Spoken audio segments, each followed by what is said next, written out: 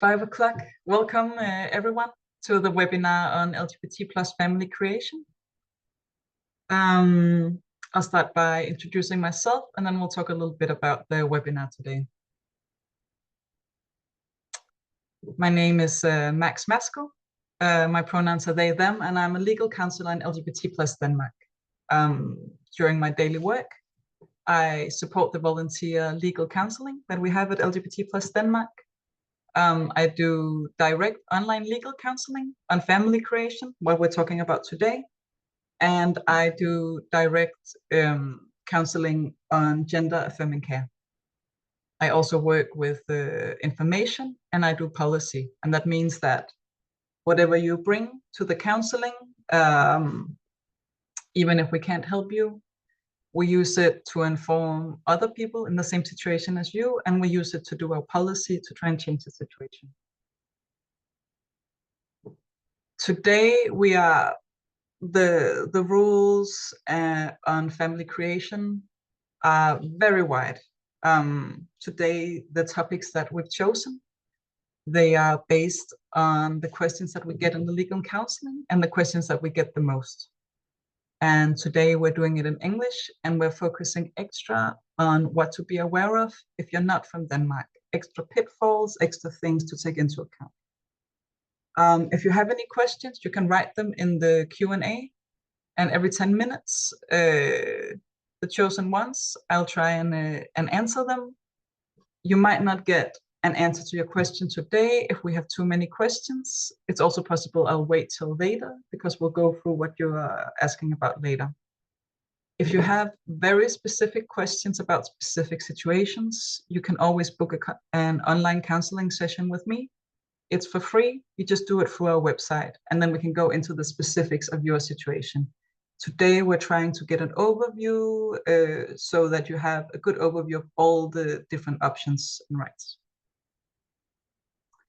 First, I'd like to introduce the counseling at LGBT plus Denmark. We have a counseling in Copenhagen and Aarhus that you can contact about anything, feelings, thoughts, dilemmas, relationships, and so forth. We also have a volunteer legal counseling that you can contact through mail or phone. Then we have the online counseling on family creation that I previously mentioned. That's directly with me. You can book it from anywhere. And you can also send emails to jurist@lgbt.dk, and I'll be answering your questions there. I'll send these slides out afterwards so that you can have a chance to look at them again, but also so that you can get the links for booking. The program today, we're starting with an introduction to the field. Then we're talking about legal parenthood. So we're talking about co-motherhood, we're talking about co-fatherhood, and we're talking about stepchild adoption. Afterwards, we're talking about multi-parent families, we're talking about social parents, and we're talking about trans parents. And then we finish at 6:30 or maybe earlier, depending on how many questions.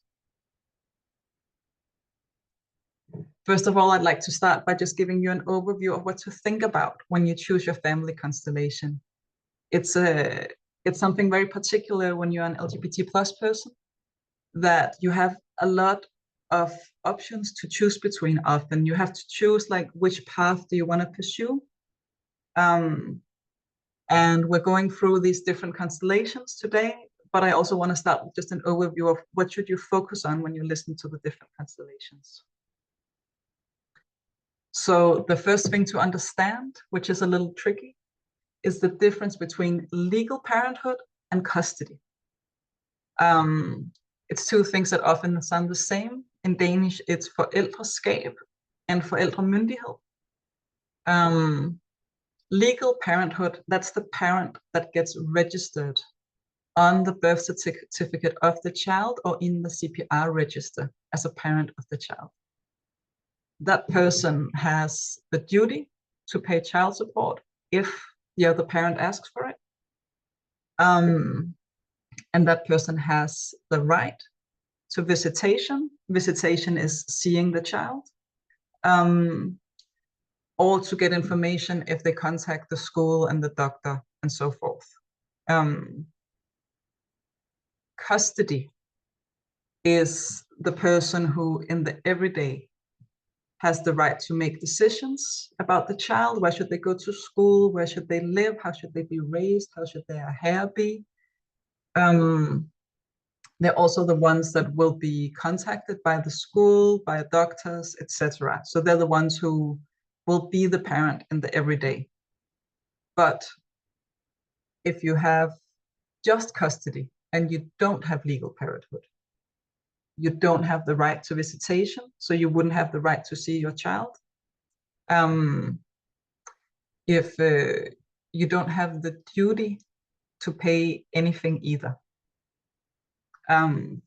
So these are like different parts that you usually would think just go into being a parent, but you can actually split them so that one person has legal parenthood and one person has custody. And you can think of this, for example, if two people have a child together and one person is not interested in raising the child, they would often give up their custody and just be the legal parent who pays child support and can see their child if the child and the parent is interested in that, or they cannot.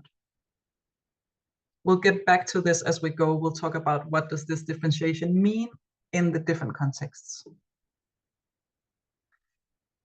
Then there's economic parental rights. You have the right to pay parental leave. That usually follows the legal parents or the custody holders.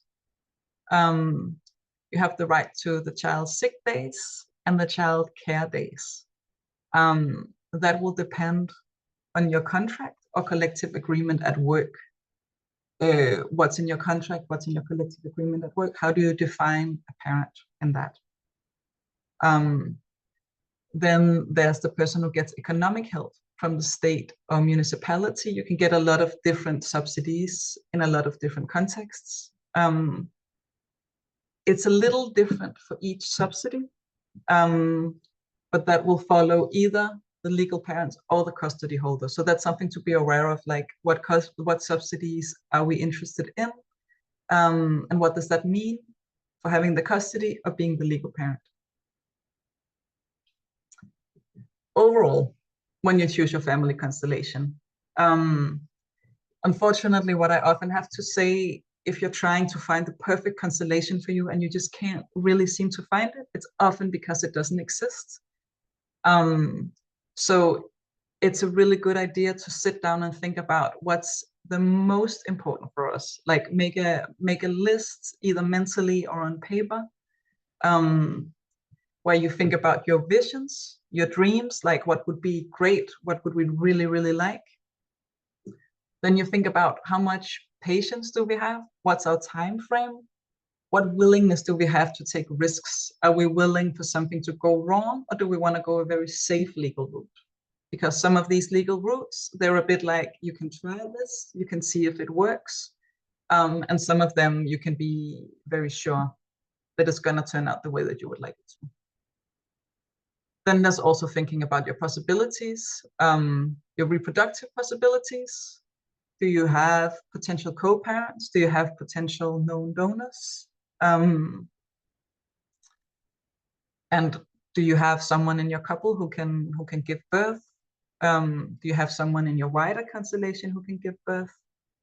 Then there are the legal options. What legal options do you have to become parents in the way that you would like to? And then there are your economic means, because some of these options, they cost a lot of money. Some of them are almost free, and that can also have a huge impact on what you can choose.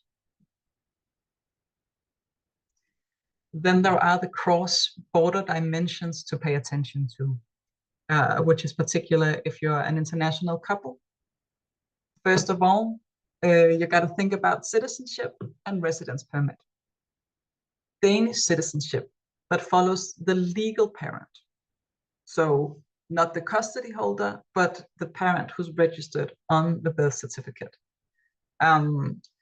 It doesn't matter where in the world you give birth to the child, and it doesn't matter how long you have lived in Denmark. It always follows the legal parent and their citizenship.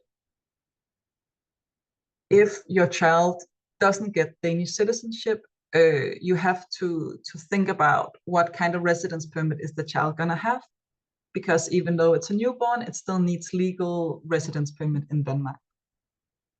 Often it will have it because you have it, but you have to think about it in advance and plan for it.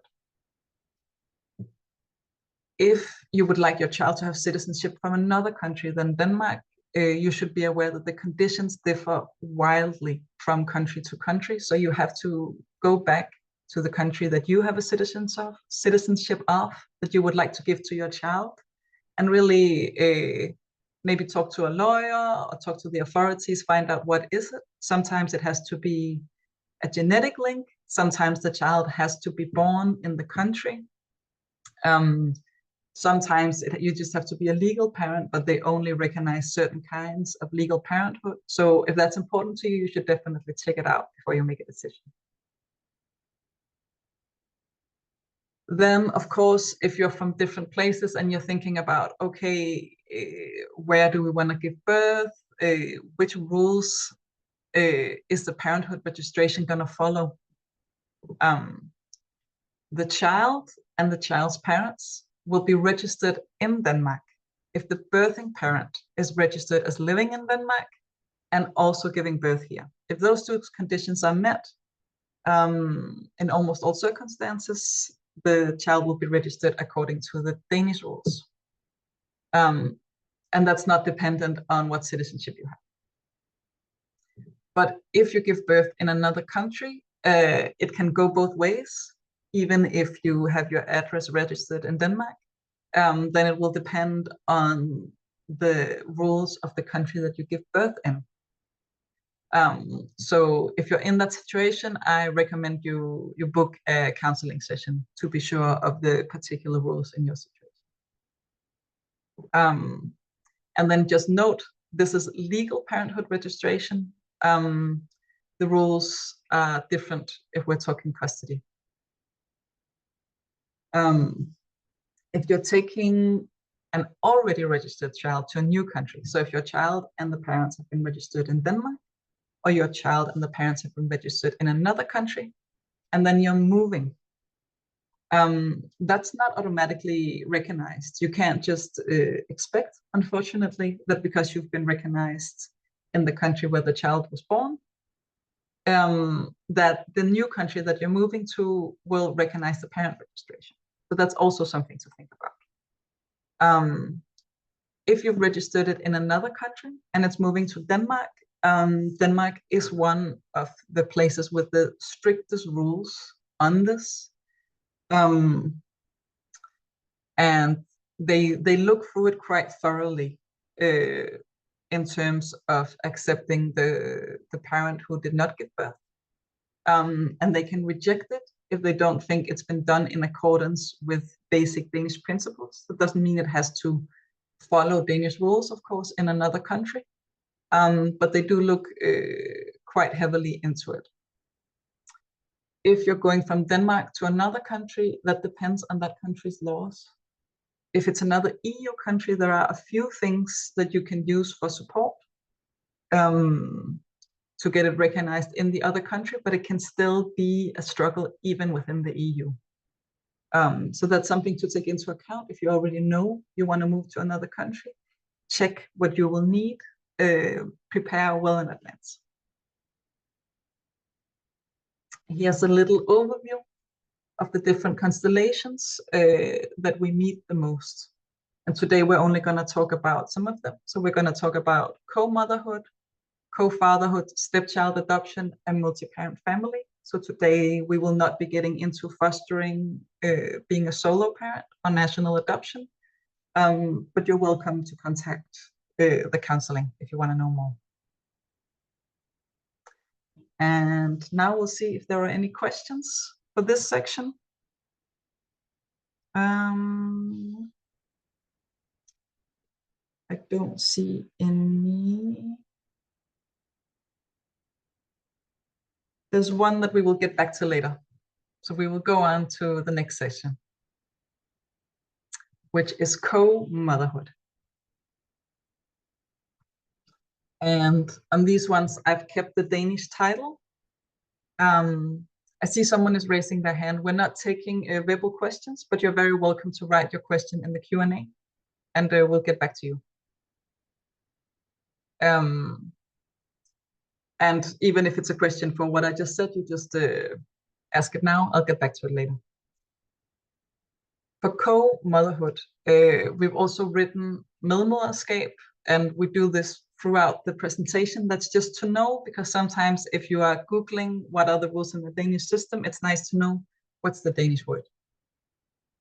When we're talking co-motherhood, we're talking legal parenthood from the birth of the child and full legal rights. So there's no difference between being a co-mother and being a father. You have the rights that a father would have when you're registered as a co-mother. We have finally gotten some new rules in this area that we've been expecting for a long time. From the 1st of September 2024, fatherhood and co-motherhood are now equal in terms of how you register it.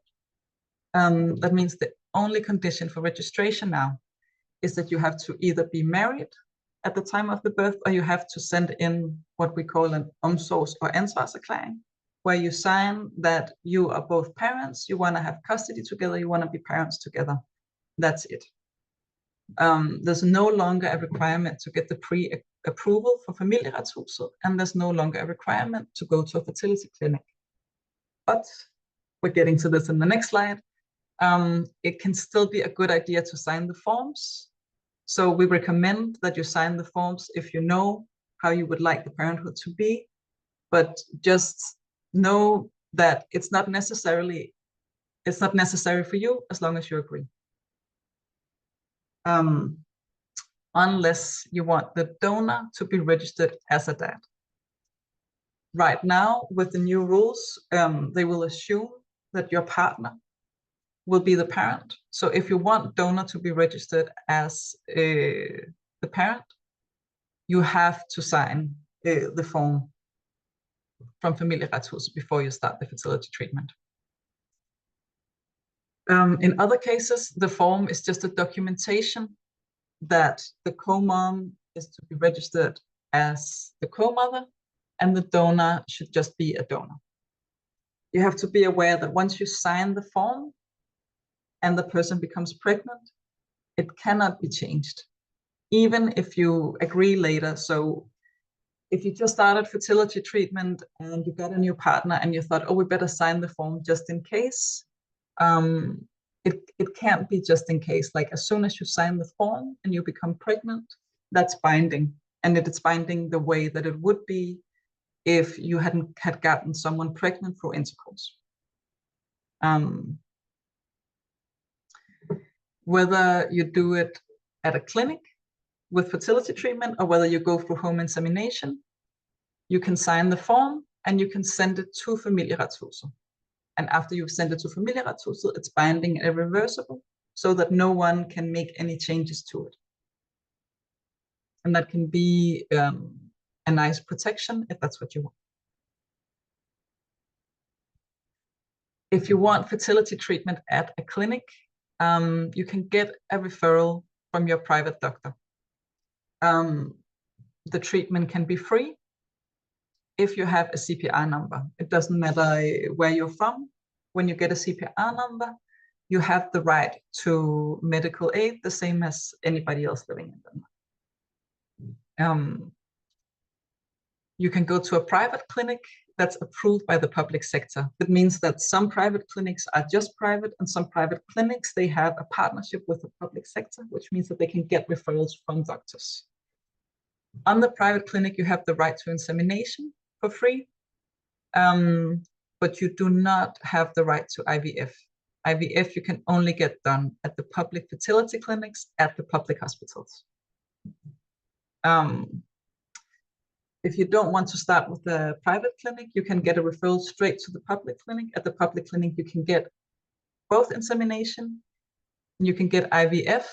You can get 3 to 6 attempts for IVF. And from December the 1st, we're expecting that you can also get it both for your first and for your second child. If you're not a couple, both like the person who's supposed to give birth to the child and the person who's donating sperm, if you're not a couple, you would like to get a fertility treatment, book a time, because then the rules are a little more complicated.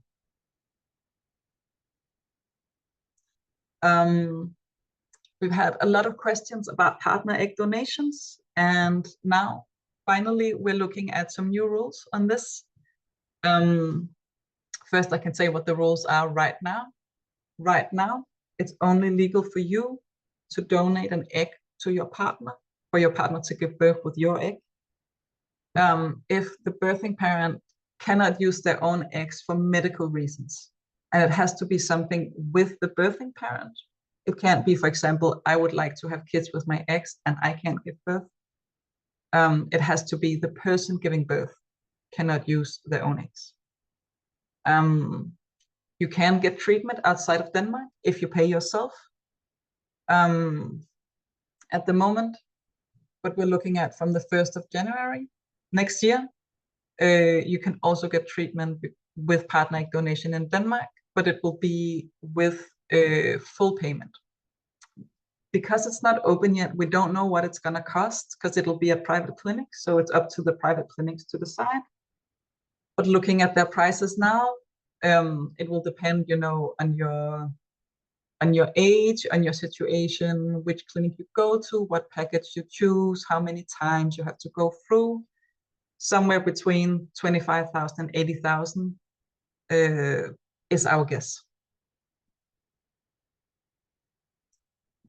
We've also had a lot of questions about home insemination.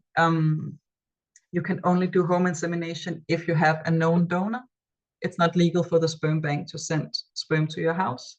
But if you have a donor that you know, not from a sperm bank, you're free to do home insemination and you can still get co-motherhood. You simply sign a form. There's a new form on the way from Familieretshuset, but otherwise you can sign form number 9 if you want to be sure. But even if you don't sign the form, you do it however you like. And then when it's time to register the parenthood, when the baby is born, you just send in the omsorgs- og ansvarserklæring, or you just wait if you're married, and you will be registered. And you won't need the documentation unless you disagree later. All right, now we're ready for some more questions.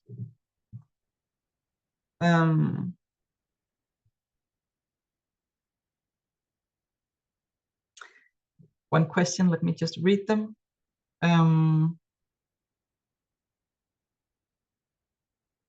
There's one about altruistic surrogacy. We will get to that one later.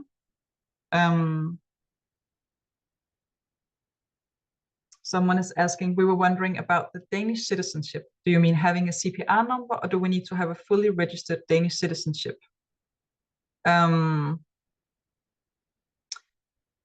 If I'm saying, I don't know at what time you ask, so I don't know which slide you're referring to. For Danish citizenship, it is fully Danish citizenship. But the CPR number is all you need to get, for example, the fertility treatment, or to have the baby registered in Denmark. But if you want to give the baby Danish citizenship, you need to have Danish citizenship yourself.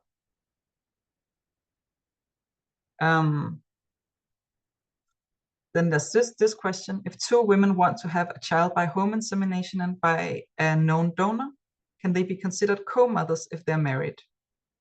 And yes, you can, which is great. And I understand the confusion because up until very recently, it hasn't been possible. But now it is fully possible. Then we go on to surrogacy and co-fatherhood. What is surrogacy? Surrogacy is when someone else than the person birthing the child has been intended as a parent since before the inception. And so that's how it's different from adoption. It's that before the pregnancy was established, you've already decided this child is not for the birthing parent. In Denmark, we have two kinds: national altruistic surrogacy and international surrogacy. And then what is co-fatherhood? Co-fatherhood is very akin to co-motherhood. It means you are registered as a parent at birth with full legal rights and the same rights as a father has. Right now, we don't really have much recognition of any of these, but it's on its way. It's planned for the 1st of January 2025. It has not been decided by Parliament yet, so you never know. Something can always go wrong, but it's planned for late October, and we're fully expecting it to be voted through. But just to have that caveat in there, you never know what could happen until we actually see it, decide it, and enforce. We don't know the final version, but we've seen a draft. So what I'm about to say now is what we think. Based on the draft, it's not what we know that the actual rules will be. They might be very different. We don't know, but this is the draft that they've sent out. So the planned conditions for national surrogacy. And national surrogacy is when the person who's pregnant, I'm going to say the surrogate mother because that's what the law says, when the surrogate mother is living in Denmark or has lived in Denmark within the last 6 months, then it's a national surrogacy. For that, you need the surrogacy agreement to be made on a form from Familieretshuset. It should be signed by all the parties as well as the partner of the surrogacy mother. You have to fill out the form, you have to sign it, then you have to send it to Familieretshuset before you even start fertility treatment. And it needs to be acknowledged by Familieretshuset. So you have to do a lot of work before you even start, and you have to wait. One of the parents must be a genetic parent. That means one of the intended parents has to donate their sperm. The surrogate mother can't get any kind of monetary compensation. That's also not like a loss of income or something like that. It's really, there's a few medical expenses you can cover, but it's very narrow and you have to be very careful because you don't have to give much before you kind of go over the border of what's monetary compensation. In the rules, it's also that the surrogate mother can rescind her consent after she gives birth until the co-fatherhood is registered. So the surrogate mother retains that right. Then there are the documentation for parenthood. If you go through foreign surrogacy, and they're a bit more lenient because these rules, they are made to ensure that the children don't end up in some legal limbo without their parents, without legal recognition of their bond to their parent. So these rules are made to say, okay, we can't control what you do in other countries. We can just check that it's done in Denmark. So actually, if you do it in another country, the recognition is a bit more lenient. That's why the requirements are different. For this one, you need a declaration from the fertility doctor confirming that there's a genetic link between the child and at least one of the intended parents. That means that one of the intended parents donated the sperm usually. It can also be an egg. Then there needs to be a declaration from the surrogate mother after the birth of the child, confirming that she wishes to hand over the parenthood. And it's very important to note that this is not before the birth of the child, this is after, and it needs to be with a notary or someone from the court, someone official who can say, yes, she signed this out of her free will. Then there's the surrogacy agreement that you should have made prior to the pregnancy. And then there's a birth certificate or something like that for the child. It can also be, for example, from Denmark, it would be the CPR registration. It varies from country to country, and they've written into the laws that they know it's a little different between the countries, but you have to have something equivalent to all of these. Specifically for parental leave, into the draft for the new law, they've also mentioned parental leave. They're making some changes. And generally, if you're not from Denmark, you get paid parental leave in Denmark if you are a salaried employee in Denmark. If you're not an employee in Denmark, the rules are different, and you are welcome to book a consultation.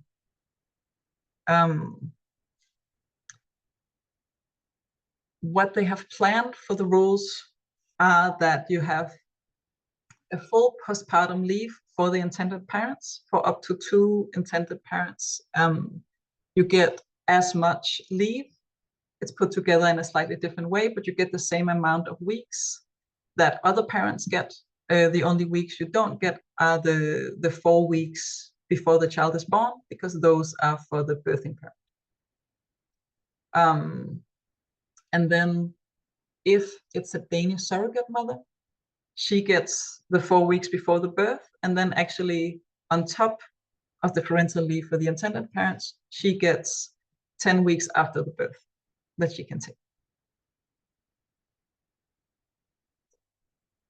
Then there are some rules about this that will not be changed.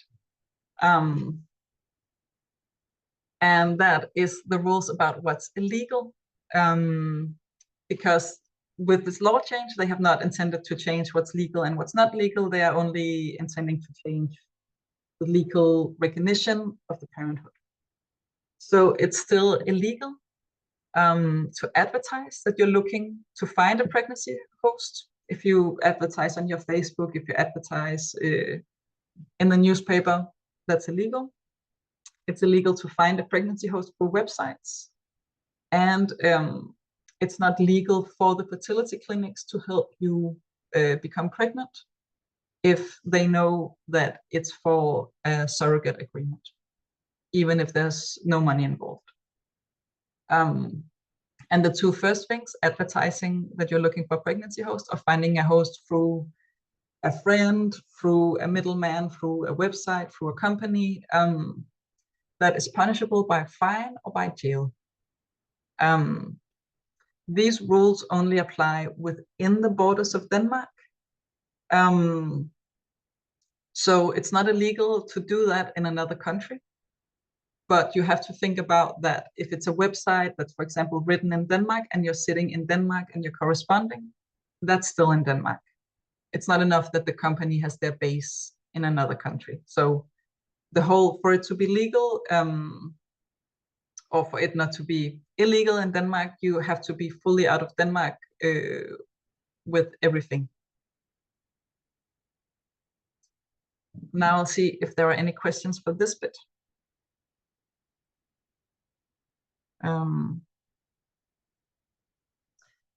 First, are there specific criteria that 2 male parents need to meet for altruistic surrogacy in Denmark? Many mixed nationality couples where one partner is Danish and the other is international choose to live in Malmö as it simplifies immigration processes.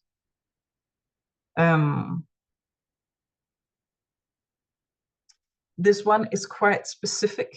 So I'm gonna ask you to book a time or send me an email, and I will be very happy to answer this question.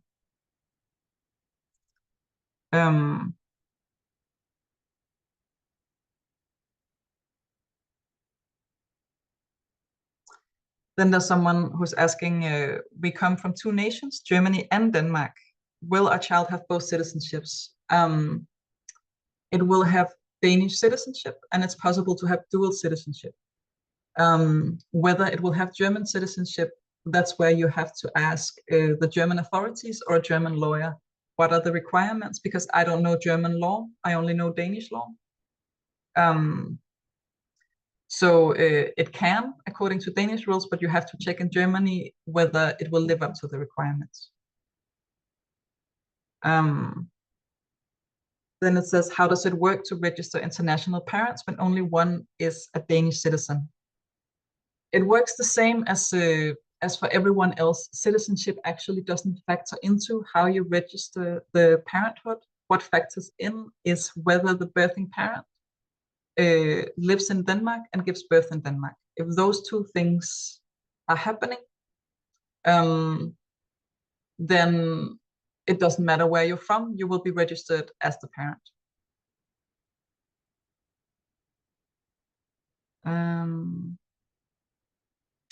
Someone is asking, what does it mean that the surrogate can regret after the birth? It means that once the surrogate mother who gives birth in Denmark, once the child is born, she will have the right for the first few days until the registration of the co-fatherhood is final. Until that is final, she will have the right to say, okay, I don't want to do it. I want to keep the child as mine, and I want to be the legal parent. She will have the right to say that until the co-fatherhood is registered. All right, thank you so much for your questions. I'll move on, but feel free to keep asking. Also, if there's something that we've gone through that I haven't covered. Then there's the stepchild adoption. What is stepchild adoption? Stepchild adoption is when you cannot obtain parenthood when the child is born, when the person who will be the legal parent lives with the child and the other parent. And when you get it, you become legally an adoptive parent. You will have the same rights as other parents, but your legal title will be the adoptive parent. And I should say that stepchild adoption is kind of the fallback option. You have had like if you can't get legal parenthood through other means, historically, this is the one that LGBT plus people have always used in order to become a parent. It's really just made for something else. It's made for if you have a partner and they have a kid and the other parent is not really in the picture and you would like to adopt your partner's kid. That's what it's made for. But in reality, we're using it kind of if you can't get co-motherhood, if you can't get co-fatherhood, if you can't become a parent in another way. So don't get scared when I explain these things. They don't. If you can get parenthood in another way, these conditions don't apply. This is only if you can't get parenthood in any other way.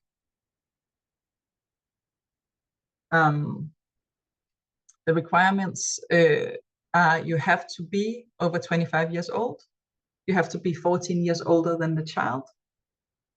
You have to get consent from the legal parents.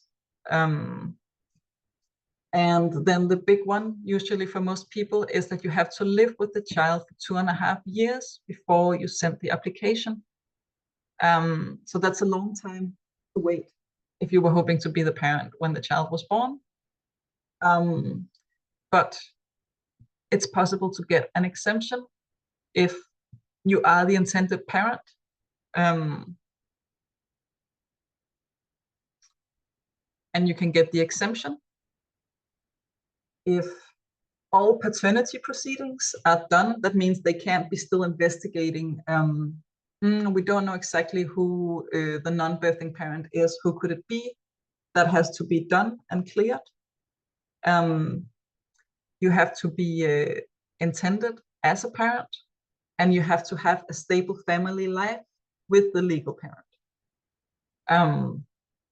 It can be that you already have children together, or it can be that you have been living together for a long time. We don't know of any cases where someone has gotten this exemption if they've been living together for less than 4 years, but you can always try. It's not like the 4 years is not a formal requirement. So the formal requirement is stable family life, so you can always try and challenge it, and it also moves with the time. If you haven't been living together for so long, it can also help to show that you have shared finances, you go on holidays together, you've had a very intertwined life. That can also help your case. And now it's time for questions. I don't see any new questions for this.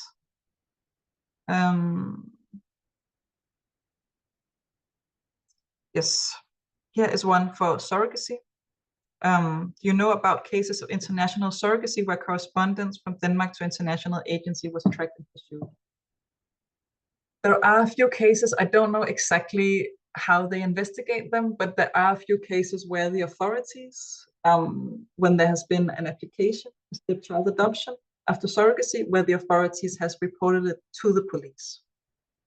I don't know how thorough the police have been with their investigation, and I don't know if the investigations are over yet. So that's something you can look into. You can try, if that's something you're interested in knowing more about, you can contact Their Denmark. They might. It's another organization that works quite closely, that follows the regulation on surrogacy quite closely, and they might know a little more about these police cases and how they've turned out. Then we come to multi-parent families. This one has a lot of names. It can also be rainbow families, co-parent families. But it's families that has 3, 4, or more parents, so more than 2. I'm using it as a category, but there really is no clear legal constellation. It's not like co-motherhood or co-fatherhood. There are just, at the moment, there are like scattered legal rights that you can get. There are practical solutions. And new laws might be coming, but they're not very generous yet. We'll get to it. So first of all, it's worth to note that a lot of the rights that you can get, if there are already 2 other parents and you want another parent to also have rights, a lot of the rights are depending on you cohabiting or being married to one of the legal parents. So if you know you want a multi-parent family, and you're not living together yet, or you're not married, but it's a possibility, then think about doing that sooner rather than later. Usually you should have cohabited for 2 or 2.5 years to get some of these rights. So the rights can be, for example, transferring custody, which is a little bit of a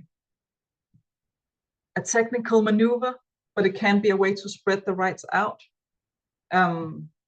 So that you say that, okay, we start with 2 parents being legal parents and having custody, and then we transfer the custody so that we have 1 parent having legal parenthood and custody, 1 parent having custody, and 1 parent only being a legal parent without the custody.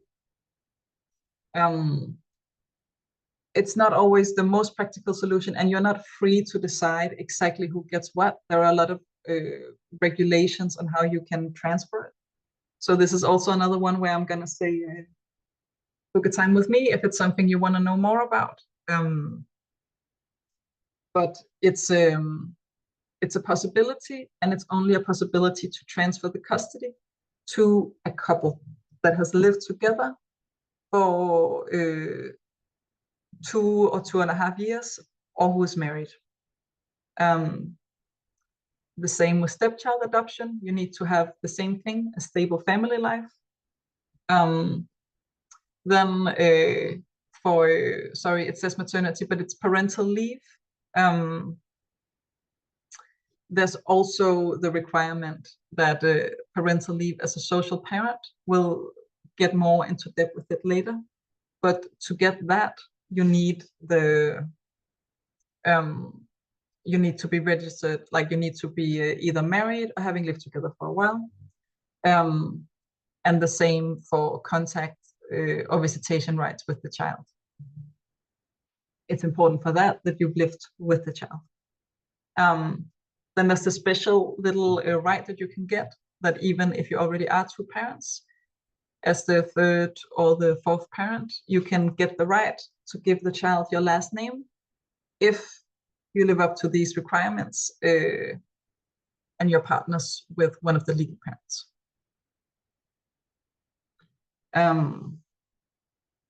Thinking of how you want to do it with the parenthood rights, if you can't all be legal parents, because there can only be two legal parents, unfortunately.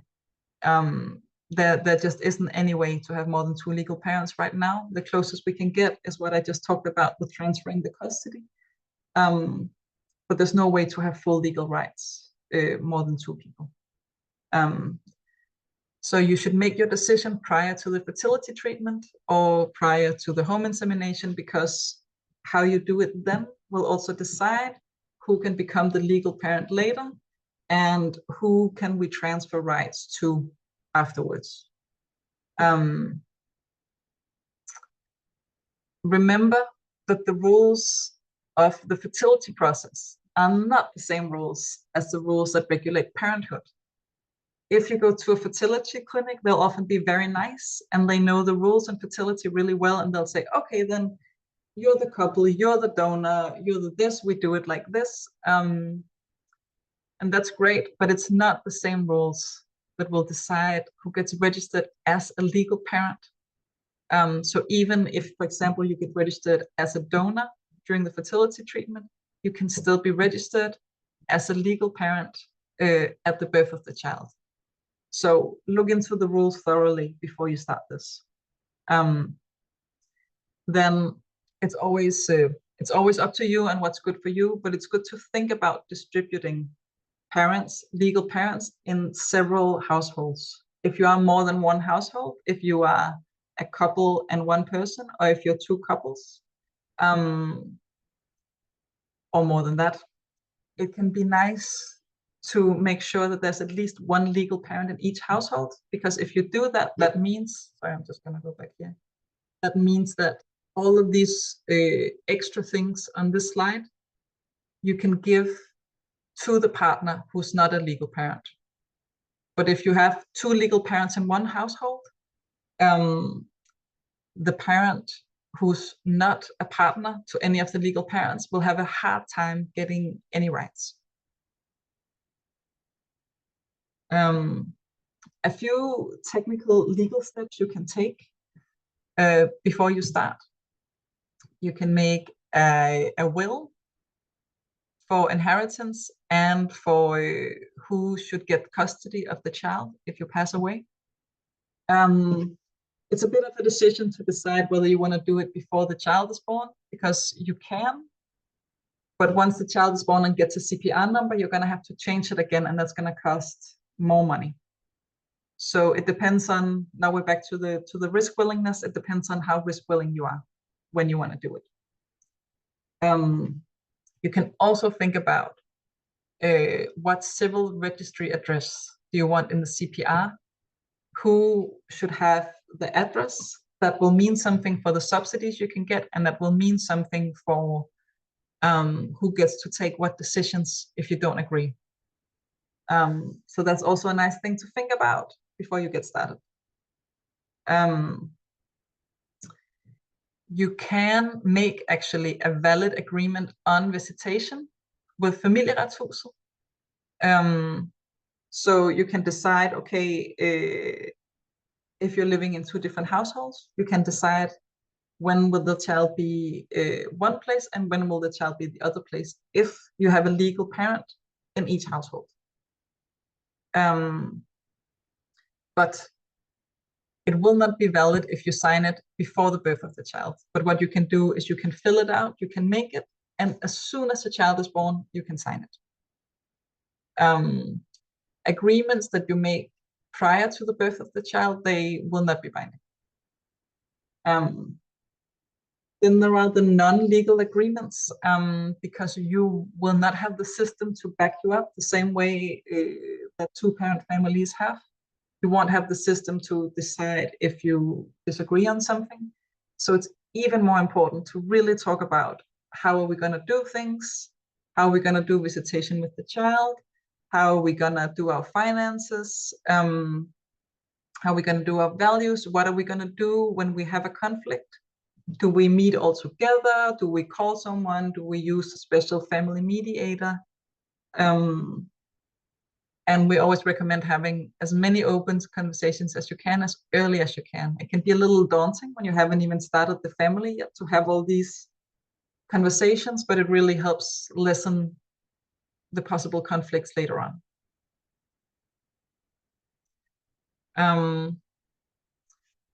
Plans from the government to make new legislation. We've been waiting for these new laws for a while. They already said that it was not going to be more than 2 legal parents, but we were hoping to maybe get custody for more than 2 parents. That's not what the government has said so far. They've done a relatively unambitious plan, where they are suggesting that you can use the rules on lower taxation of inheritance and gifts, so that you can, even if you're not a legal parent, you can, for example, make a will to your child, and it will only be taxed 15% rather than 36 or 50%. They've done something else. They've suggested something else that we're quite happy about, which is fixing the fertility treatments issues when you are not a couple. Sorry, the slide says when you are a couple, but it's when you're not a couple, there can be a few issues, like I talked about before, and they're looking to fix those. So we're really looking forward to that. If you want to know more about fertility treatment in general, I know there can be a lot of questions around that. We have more information events like this in the spring. So if you have a little bit of a timeline to give us, you can come back for our information events on fertility treatment in the spring, and we'll go much more in depth with this. They're talking about improving conditions for the third parent in case of death. So if one of the legal parents passes away, they want to give a little more rights to the third parent. And then they're talking about improving conditions for social parents to get digital access. And I put in the link here if you want to see exactly what they wrote. These are all plans. They're not drafts for legislation yet. They've not been decided yet, but this is what the government said that they would like to see sometimes in the future. Then we go a little more into some rights that you can have as a social parent, and that's parental leave and visitation. So when we're talking social parenthood, it's not an official legal category that goes across everything. So when we say social parents, we mean real parents who are not legal parents. It's not a unified legal category, but it will generally be someone, if there are 2 other legal parents who couldn't get the parenthood. It can also be if you didn't manage to get co-motherhood, if you haven't been registered as a co-father, or as a co-parent.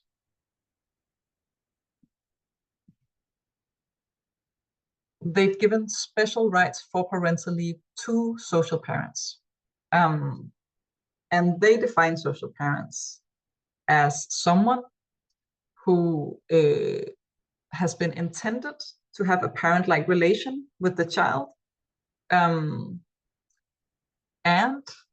who have been spouses or lived with a legal parent for at least 2 years, or a known donor, or the spouse or cohabitant of a known donor. So there are these, it's basically legal parents, donors, and their partners. And that's all the social parents that they have right now for the parental leave. Social parents, they don't get their own right to parental leave, but the legal parents have the right to transfer parts of the parental leave to them. So you don't get any more weeks, but you do get the possibility to share the parental leave with the social parent. So it will be transferred by a legal parent of the child. You can usually transfer a little more than half of the parental leave to the social parents. If you are a social parent, you can also transfer it to, for example, a grandparent. Parental leave, paid leave, is a little bit of an assemblage of different legislation. So this is what the law says. This is what your employer has to give you and what your employer gets money for. If you have in your contract, in your employee contract or in your collective agreement, also called an overenskomst in Danish, maybe you have better rights. Maybe you have the right to a full salary. Maybe you have the right to extra parental leave weeks. All that you will have to talk to your union or your employer about, whether that will also cover the social parent.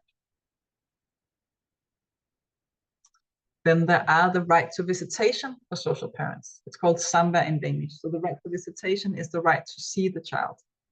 It actually is possible to have the right to visitation as a social parent, even if you're not a legal parent and even if you don't have custody. But it's only possible if there's only one active legal parent. So it doesn't work for multi-parent families. But if you're only two parents and only one of you is a legal parent, you can use this. And that will mean that if, for example, if you live together while the child is small, maybe until the child is 1 year old, and then you move away from each other, you can file to familieretshus, so you can ask for a 7/7, so that the child is 1 week with your ex, 1 week with you, and you can get that. The extent of the visitation is based on how much you've seen the child. So a 7/7 will typically be if you've lived with the child. The less you've seen the child, the less visitation you will get. There's no requirement that you have to have had, that you have to have been the intended parent. If you started being part of the child's life after it was born, you can still get this, as long as there's no other active parent. The other option for visitation rights is one of these that are a little risky. But you can choose to have someone start out being the legal parent, then give it to another parent through stepchild adoption that we talked about earlier. So if we have one couple and a friend and they want to make a family together, for example, the friend and someone in the couple can start being the legal parents. Then the friend can say, okay, I give up my parental rights. The couple does stepchild adoption. Now they're the legal parents. If they do that, the friend will have the possibility to file for limited visitation rights with the child. And it's quite likely that you will get them if by the time you go through with the stepchild adoption, you already have quite a close relationship with the child. And that's the only way that you can be more than two people who have visitation rights, but it's also quite a risky thing because you have to have a lot of trust. You don't know if the stepchild adoption is going to go through, and you don't know if the visitation rights case is going to go through. This is in Danish. We're putting it on the website in English soon. I just wanted to show you we have a guide on the website. You can also try to Google translate it if you're impatient, where we go through all the different constellations and whether you have the right to visitation or not. Now it's time for questions.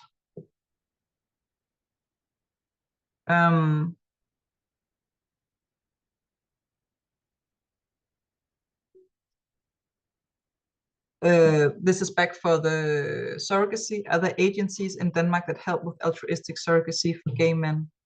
No, because that would be illegal because of this rule. Let me just go back. Now we're going back to surrogacy.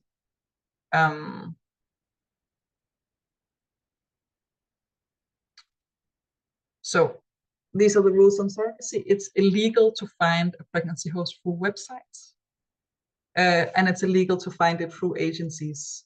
So if an agency in Denmark was to help you find another host, that would be a criminal offense. You have to find someone you know personally. You cannot go through anyone else. It has to be someone that you know.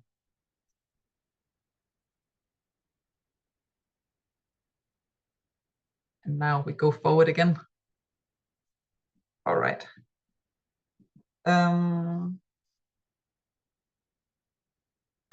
Now we get to transgender parents, and this is actually our last point of the day. The first thing is that we have now also long-awaited legislation. We have gotten some new legislation on parent title as a transgender parent. Obviously, transgender parents, they will follow, all the rules that we've gone through will apply. But then there are some extra concerns. One of them is, what will you be called? Right now we have mother, co-mother, and father, and soon we're expecting to also have co-father. Transgender people are designated as parents in accordance with their legal gender at the given time of a child's birth and your role in the reproduction. So even if you give birth, you can be called a father. And even if you have made someone pregnant, you can be a mother. And whether you are a co-mother or a co-father, it will depend on your role in the reproduction.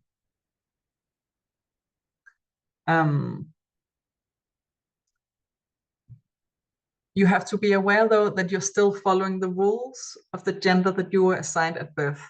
This is a bit of a mind twister, so you really have to pay attention with this one. So your parent title, like the word that you're called, will follow your legal gender, but the rules that you have to go through, and for example, the parental leave that you get, and the way that you decide who's the parent of the child if you get into a fight after the child is born, that will follow the rules of the gender that was assigned to you at birth.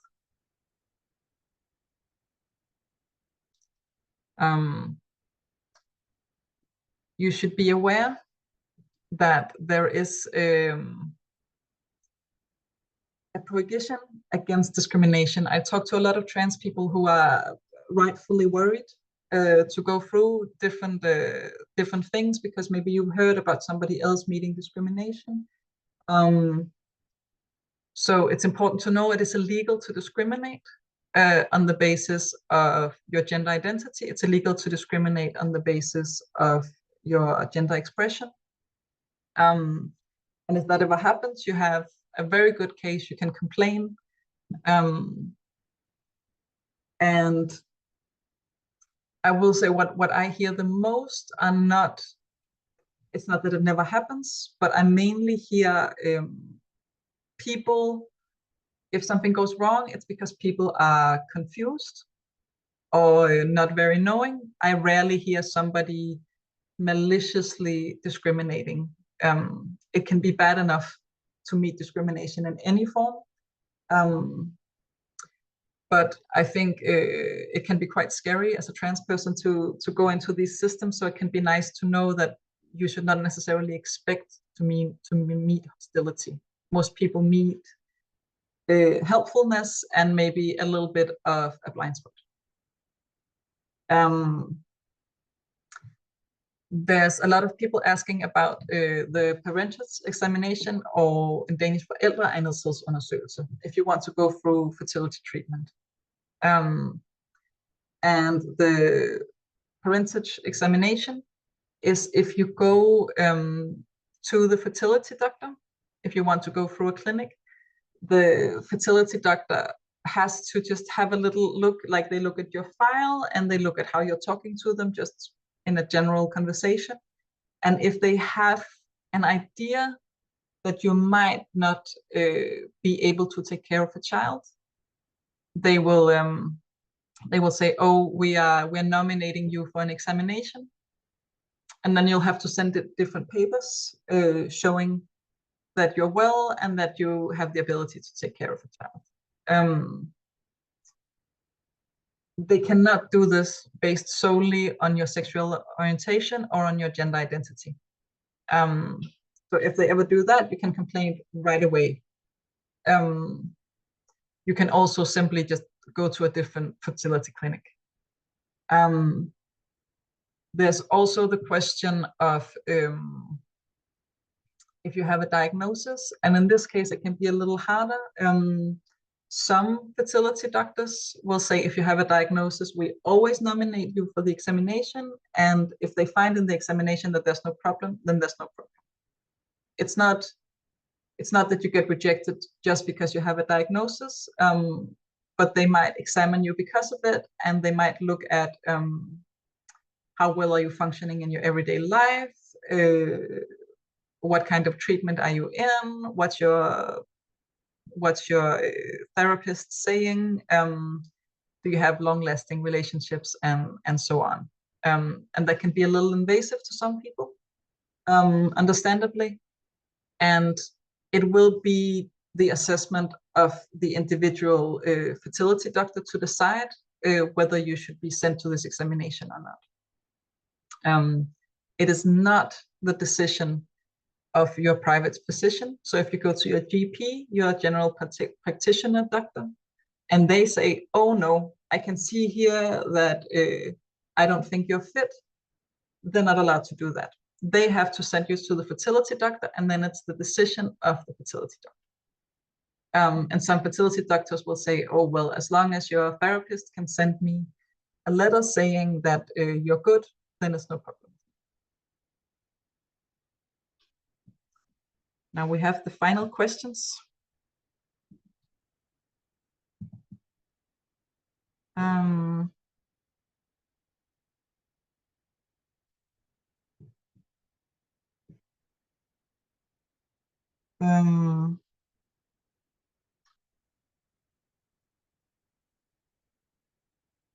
And there's one more question about surrogacy. It would be wonderful if you will send me an email or book a time with me, and we can go through all the options and get into the details of the possibility.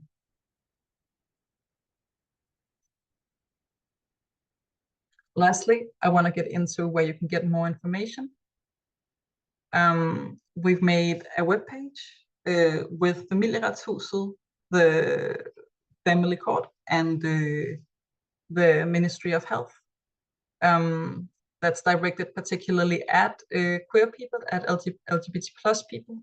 You have to press lgbtfamily.dk or put it in your browser. And then we have covered, it doesn't go much into depth, but it can be really nice to get kind of an overview. And I've mentioned it lots of times, but you are very welcome to book a time directly with me, and we can go through any questions you have. You have the times are about an hour. You can also send an email if you have a short question. Lastly, we want to ask you to consider to become a member of LGBT plus Denmark if you aren't already. It's a time where we're meeting a lot of resistance. I'm sure you're all feeling that in the press and politically. So it's a wonderful time to become a member and support the political work that we do. And we would also love it if you want to evaluate this webinar, hear what you think. both if you're here today or if you watch it the recording later. We'd love to hear what you think so we can improve. Thank you so much for being here. And if you had a question that I didn't answer, please contact me. I would love to get into detail with your question.